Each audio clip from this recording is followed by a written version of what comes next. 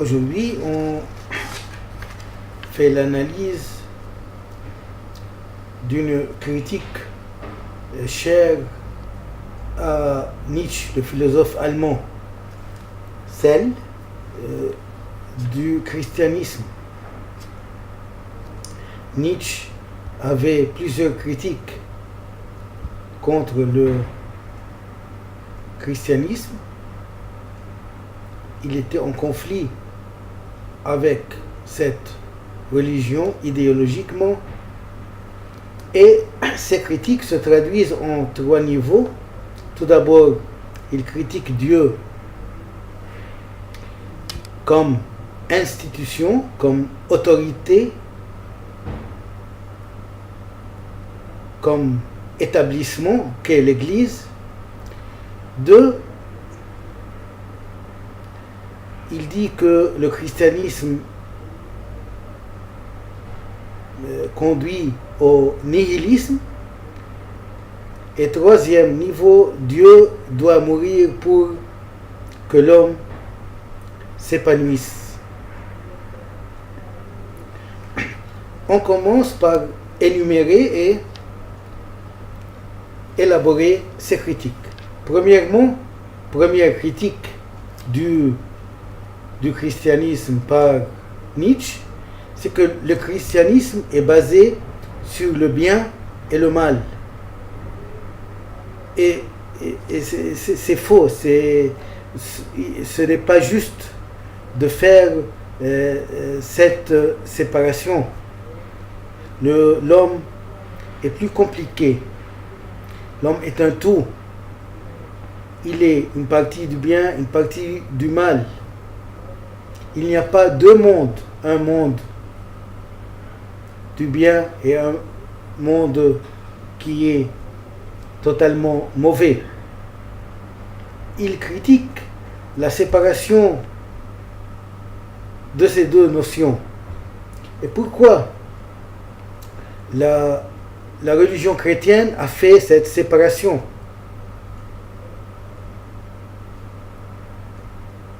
Donc, car la morale chrétienne est platonicienne à la base. Elle prêche le dualisme, cette séparation entre le terrestre et le céleste, l'ici-bas et l'au-delà. N'oublions pas que Platon a imaginé un monde intelligible et un monde apparent. Donc l'apparent est matériel, il n'est pas originel, il est aussi il est juste le reflet de la réalité. Il a moins d'importance et moins de valeur. C'est ce que fait aussi le christianisme. Le christianisme sépare entre deux mondes. Il y a le paradis, non pas seulement le paradis et l'enfer, mais il y a aussi la terre, cette vie, et l'au-delà.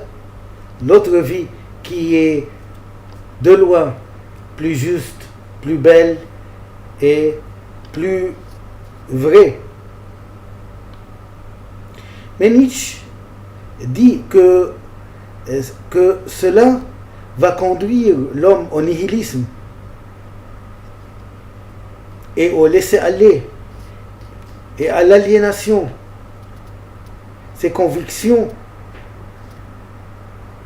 avancées par Platon et le christianisme vont mener l'homme à sa perte et au néant, à ne rien faire, à ne pas agir contre l'injustice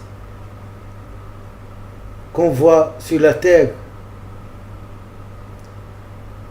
Il suffit d'attendre l'autre vie,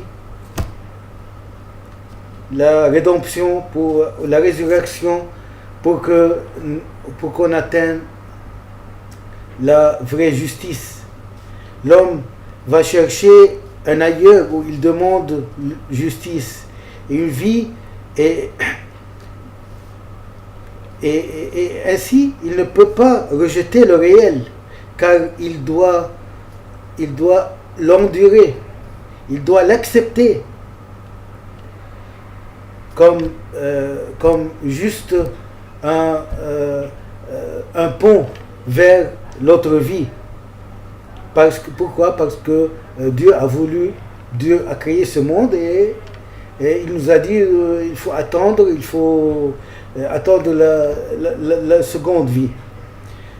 Ainsi, l'homme, il n'a pas le droit de rejeter le réel. Cette séparation, dit Nietzsche, est inventée par les forts pour dominer les faibles. C'est aussi Marx. Troisième critique, le christianisme se base sur le dévouement et le sacrifice.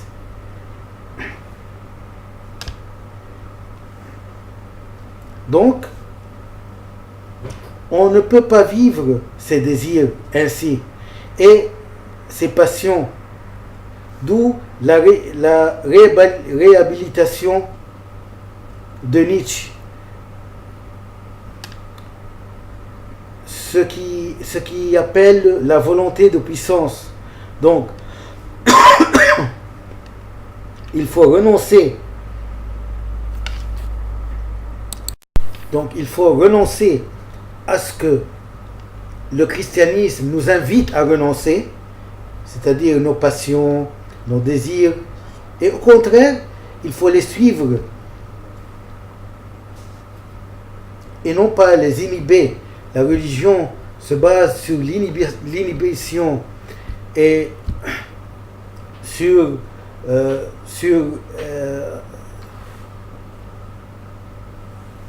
la volonté de détruire, alors que Nietzsche veut que l'homme soit plus puissant. Et comment il serait plus puissant? Par le lancement des élans de ses désirs. Quatrième critique, tout dans le christianisme est basé sur la foi en Dieu. Et la foi sans évidence, sans preuve. Heureux celui qui a cru et qui n'a pas vu. Donc il faut oublier les preuves et juste avoir la foi et croire en Dieu. Et oublier la foi, chercher des preuves, c'est être hors du christianisme. C'est pour cela qu'on dit croire sans voir. On ne peut pas être chrétien. C'est pourquoi le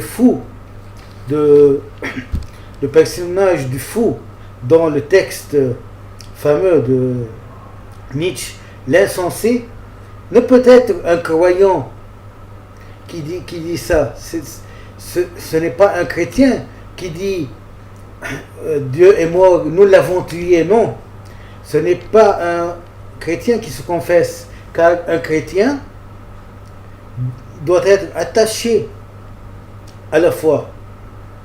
Et une fois il doute de cette foi, tout s'écroule. Donc, Nietzsche envisage que le personnage fou de l'insensé est un athée. Même si Nietzsche dit que le christianisme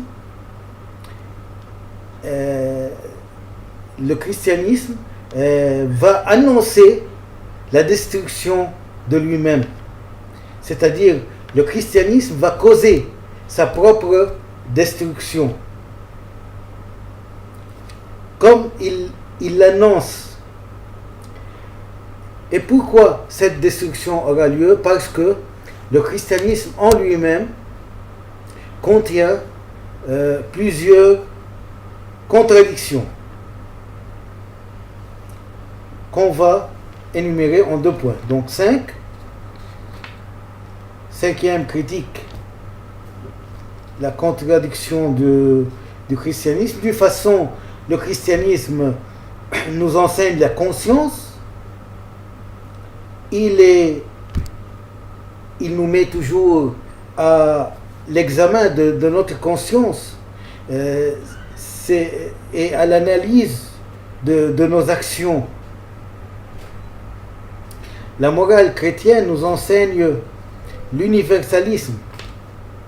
Par contre, dans un second lieu, d'une façon contradictoire, la parole unique de l'Église à laquelle on doit se soumettre et ne rien analyser.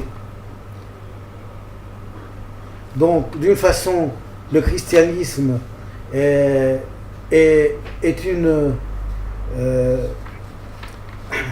une vocation personnelle, individuelle, subjectif. D'autre part, le christianisme nous donne des ordres d'en haut, d'où des institutions qui font des lois et nous dictent nos comportements, notre façon de penser, notre façon de raisonnement aussi. 6. Dans la contradiction aussi, Dieu fait de l'homme le centre de l'univers. Et pour lui, il envoie son propre Fils et le sacrifie pour nous. Pour cela, en retour, l'homme sera enchaîné, il sera aliéné et soumis à la bonté, à la bonté de Dieu, de ce que Dieu nous a fait, de ce que Dieu nous a donné. Donc, on doit être toujours soumis à la merci de Dieu. 7. La religion de là est une négation de l'homme. L'Église nous invite à être barreaux de nous-mêmes. C'est ce que Nietzsche dit. Car elle combat nos passions. Nos passions seront bannies. Et comme fruit de la disgrâce de l'homme envers ce que Dieu lui a offert de bon. Et le christianisme ajoute à l'homme le libre arbitre comme invention et culpabilité en plus pour faire de l'homme responsable du mal du monde.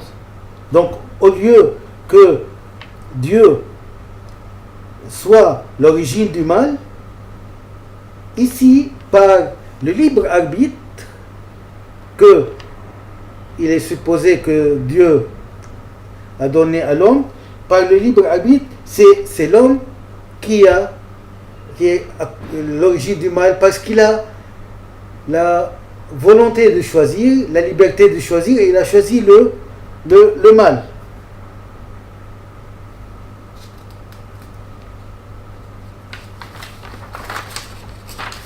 Oui, la morale chrétienne s'oppose à la diversité et ressemble à une dictature, car elle réduit tous les hommes à un seul.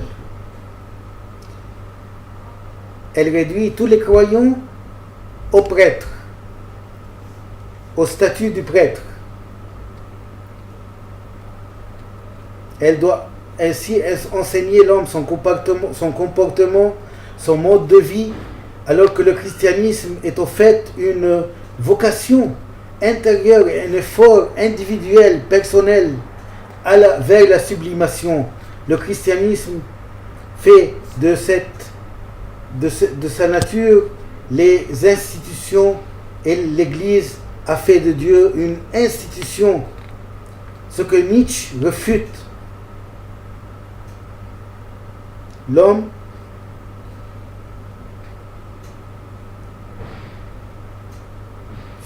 doit faire ce qui fait du bien à l'Église, comme le citoyen doit faire ce qui est bien au parti ou à l'État ou à l'Église. L'Église parfois fait de la politique. Elle fait des prises de position, peut-être contre les intérêts des croyants, mais à cause de la raison d'État, de la raison de l'Église.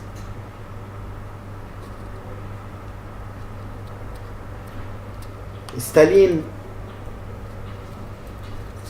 à son époque, il a fait quelques ententes avec Hitler et en retour, il a fermé ses yeux quant au massacre que Hitler a commis envers les communistes en Allemagne. Donc, tout ce qui entre en politique va peut-être changer de chemin, va prendre des décisions qui ne sont pas populaires. Même l'Église, parce que l'Église, comme institution, lorsqu'elle est une institution, elle doit faire de la politique, c'est-à-dire pas politique de la diplomatie, non, de la politique, c'est-à-dire comment conduire les croyants. Il y aura une hiérarchie, il y aura un seul homme qui va donner des ordres, et cet homme peut se tromper et peut faire ce qui nuit aux hommes. 9. La morale juge tout le monde et en même temps parle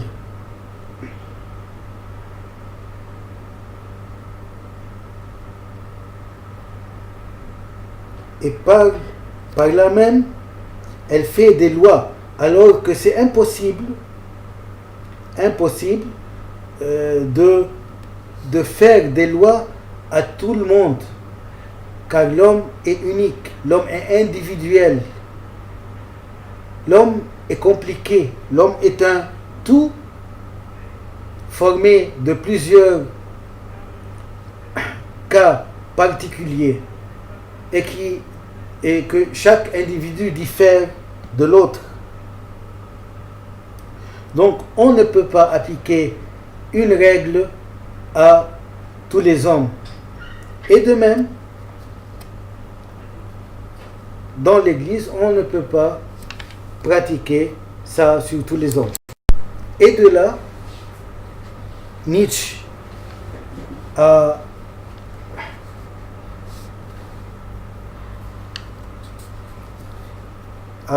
montré son opposition à la séparation entre le bien et le mal.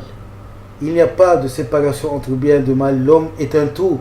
L'homme est le fruit de ces circonstances.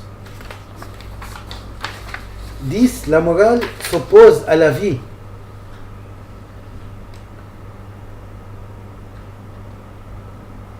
Nietzsche dit: lorsque nous nions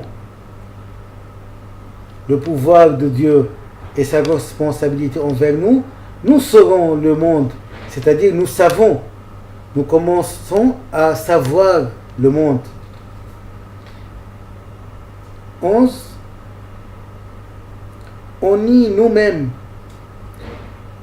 au nom du sacrifice. C'est pourquoi la mort de Dieu est nécessaire pour que l'homme s'épanouisse.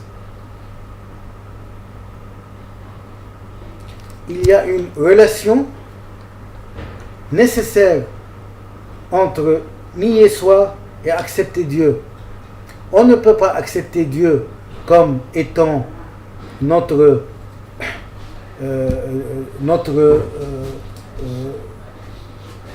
celui qui nous mène, qui nous conduit,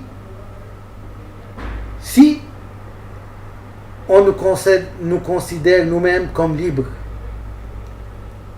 Donc, on doit sacrifier notre liberté pour accepter les ordres de Dieu. 12. Pour Nietzsche, quand le christianisme devient une idéologie qui prescrit à l'homme comment se comporter, et par l'établissement de son Église, on utilise une pensée en faveur des intérêts des hommes de l'Église et non pas des croyants. Donc lorsqu'on accepte l'Église, on la met au-dessus des croyants et au-dessus de leurs intérêts.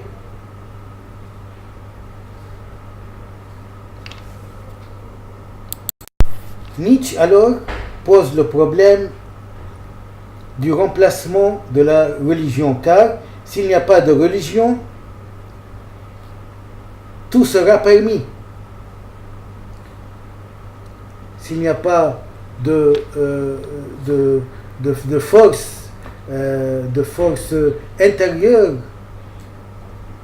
qui nous dit il ne faut pas tuer. Si vous tuez, vous serez dans l'enfer. S'il n'y a pas un enfer, donc tout serait permis. S'il y a quelque chose qui nous effraie, on fera toute chose. Mais Nietzsche trouve directement la solution.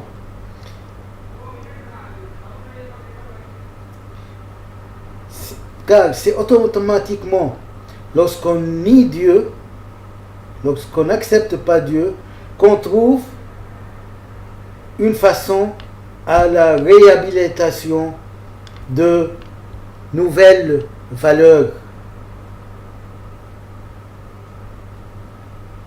Donc ces nouvelles valeurs vont instaurer et remplacer les valeurs anciennes qui seront détruites dans le monde, c'est-à-dire les valeurs du christianisme.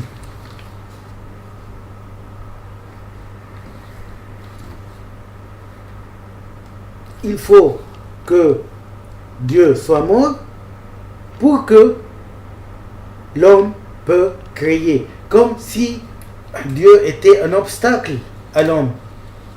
Sartre disait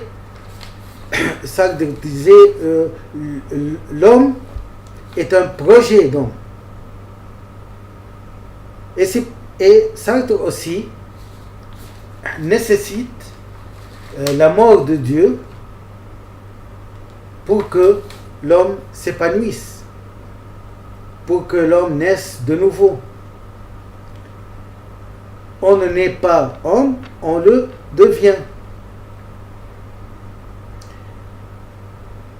Mais lorsqu'on est chrétien, on doit subir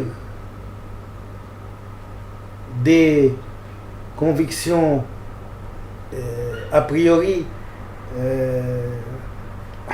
On est né chrétien, on est né bouddhiste. On ne choisit pas notre religion et de là on est enchaîné. On doit aussi penser comme les chrétiens, penser comme les bouddhistes.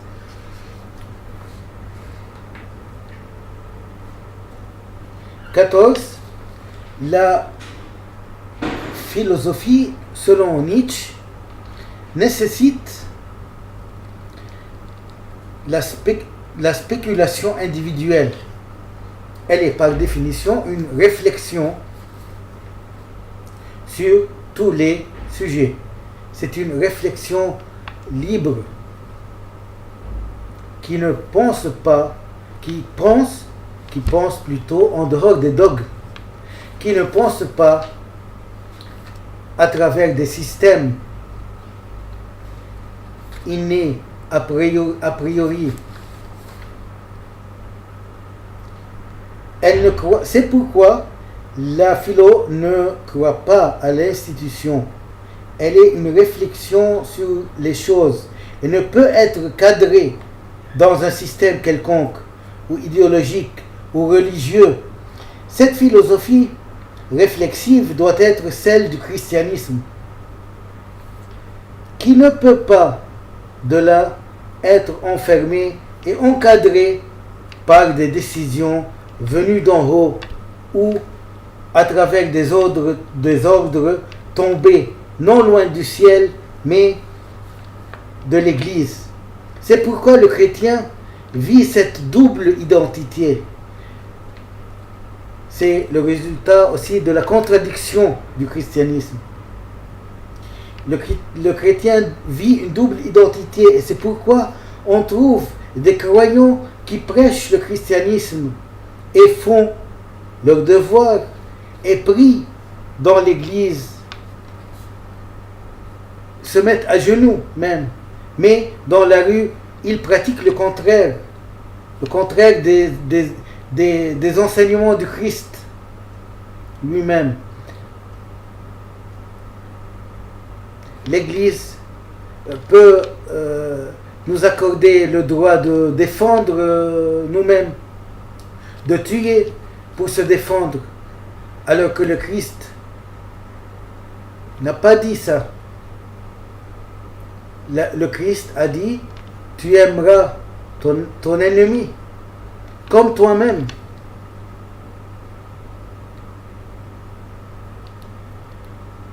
C'est pourquoi Nietzsche est contre toute autorité dans la religion. Et de là, il critique l'institutionnalisme et l'autorité dans le christianisme. Et on fait la cause de l'effondrement même du christianisme.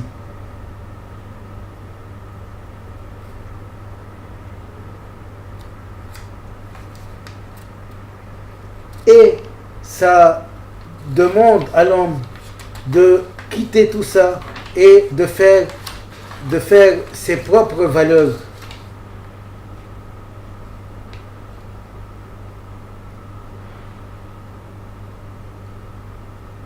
Il dit, Nietzsche, il pense comme ça, si je ne veux pas croire en la rédemption et le salut et l'au-delà, alors je dois croire en quoi? C'est pourquoi il dit, Dieu est mort, vive l'homme. L'homme ne peut être, alors c'est ainsi que l'homme peut être libre et créer des valeurs qui feront ses biens. Nietzsche, dans une phrase qui ressemble à Marx, il a dit l'alcool et le christianisme sont deux agents de la corruption.